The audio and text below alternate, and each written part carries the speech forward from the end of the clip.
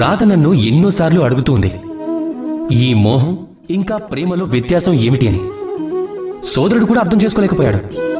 మీ మనసులో కూడా ప్రశ్న మొదలవచ్చు, మోహం ఇంకా ప్రేమ మధ్యలో వ్యత్యాసం ఏమిటి అన్నది. రండి, ఎంతో స్పష్టంగా మీకు నేను అర్థమయ్యేలా చెప్తాను.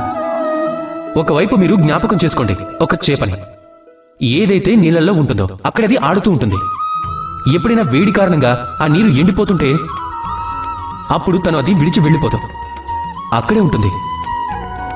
ఆ నీరు పూర్తిగా ఎండిపోవటం కారణంగా ఎంతో వేదనతో తన ప్రాణత్యాగం చేసేస్తుంది, స్థానాన్ని విడిచిపెట్టదు. మరొక వైపు తేనెటీగ గురించి ఆలోచించండి. అది ఒక పుష్పం వెనక ఎప్పటి వరకు తిరుగుతూ ఉంటుంది అంటే ఎప్పటి వరకు అయితే ఆ పుష్పంలోని తేనె లభిస్తుందో ఆ తేనె అయిపోగానే అది అక్కడి నుంచి వెళ్ళిపోతుంది. ఏ వ్యత్యాసం అయితే ఒక తేనెటీగ ఇంకా చేపలో ఉందో అదే వ్యత్యాసం మోహంలో ఇంకా ప్రేమలో ఉంటుంది. ఏ పని లేకుండా, ఎటువంటి దురాశ లేకుండా చేసేదే ప్రేమ.